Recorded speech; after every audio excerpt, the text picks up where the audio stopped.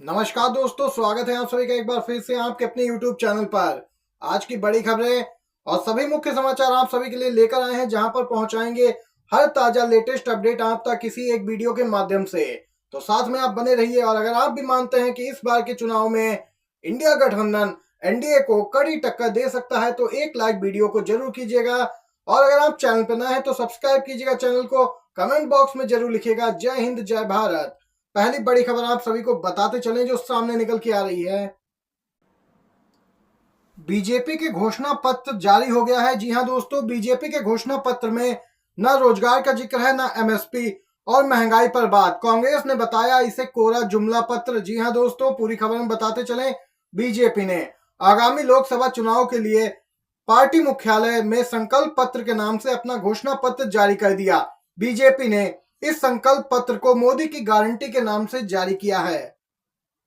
कांग्रेस ने अपने न्याय पत्र से बीजेपी के संकल्प पत्र की तुलना भी की है और दावा किया कि बीजेपी के घोषणा पत्र में रोजगार, महंगाई, एमएसपी, लद्दाख और किसान जैसे मुद्दों का तक जिक्र नहीं किया गया। कांग्रेस ने कहा कि हमने न्याय पत्र में 30 लाख सरकारी नौकरी देने का वादा किया, लेकिन बीजेपी के संकल्प पत्र में नौकरी नाम की यहाँ पे कोई जिक्र नहीं है, ना ही चीज है।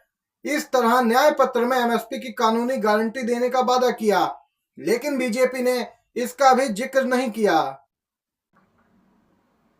यहां पर आप सभी देख सकते हैं कि किस प्रकार से कांग्रेस पार्टी लगातार बीजेपी को घेर रही है, क्योंकि नौकरी, एमएसपी, किसानों की समस्याओं, महंगाई, अर्थव्यवस्था को लेकर कोई भी यहां पे जिक्र नहीं किया है बीजेपी ने। इसी के साथ एक और बड़ी खबर की ओर चलते हैं। जी हां, इस समय की बिग ब्रेकिंग न्यूज निकल के आ रही है पीलीभीत से। पीलीभीत में क्षत्रिय समाज भाजपा के खिलाफ लामबंद।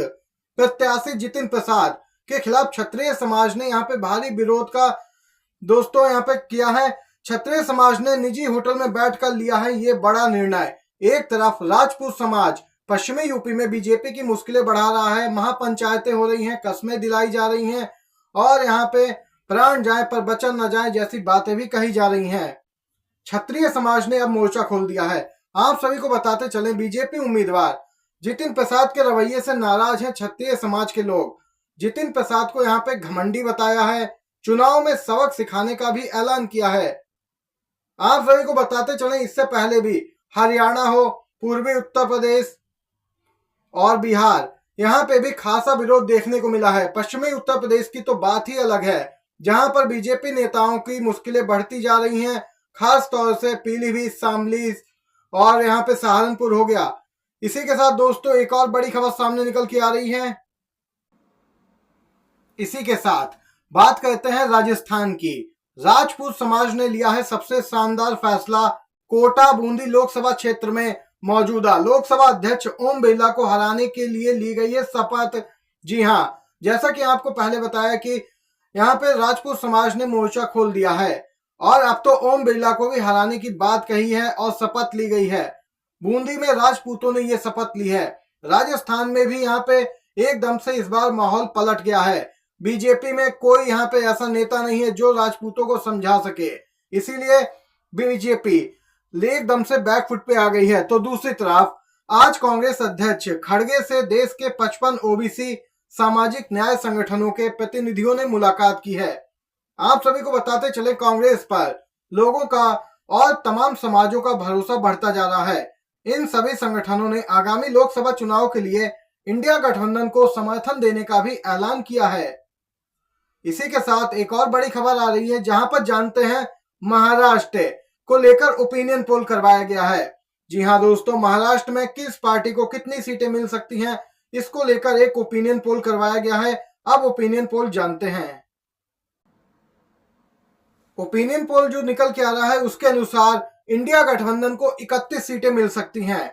महाराष्ट्र में कुल लोकसभा की 48 सीटें हैं इंडिया गठबंधन के पक्ष में, जहां पे कांग्रेस, शिवसेना, उद्धव बालासाहेब ठाकरे गुट, एनसीपी, शरद पवार गुट 31 सीटों पर बढ़त बनाए हैं। वहीं बीजेपी, शिंदे गुट, शिवसेना और एनसीपी अजीत पवार वाली, यहाँ पे इन्हें 17 सीटें मिलती हुई दिखाई दे रही हैं। अन्य के खाते में 0 सीटें जा रही हैं।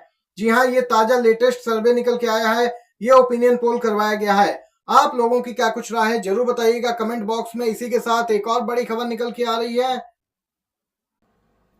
वहीं ताजा अपडेट सामने निकल के आ रही है। फैजाबाद अयोध्या से बीजेपी उम्मीदवार लल्लू सिंह ने कहा कि सरकार बनाने के लिए 272 सांसद चाहिए, लेकिन संविधान संशोधन या फिर कहें तो संविधान बदलने के लिए 2/3 बहुमत चाहिए।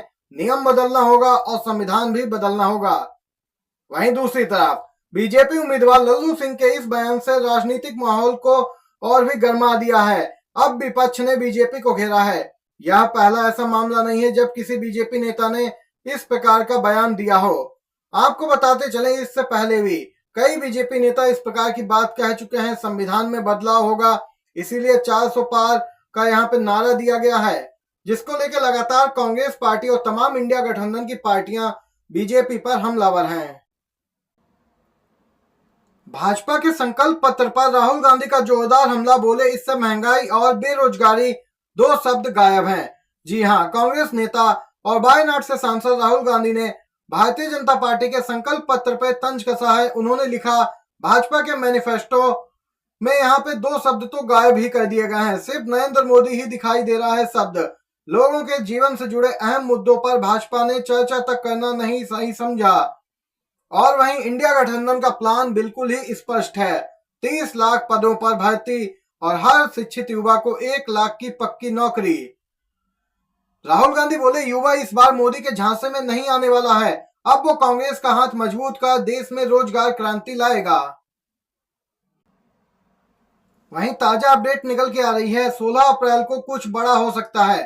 सुप्रीम कोर्ट से बड़ी खबर है, क्योंकि उस दिन 2024 लोकसभा चुनाव पर सुप्रीम कोर्ट और चुनाव आयोग आमने सामने हैं। लेकिन यहाँ पे आपको बताते चलें, सवाल तो सोशल मीडिया पर यूजर्स पूछ रहे हैं कि आखिर चुनाव आयोग किसको बचा रहा है।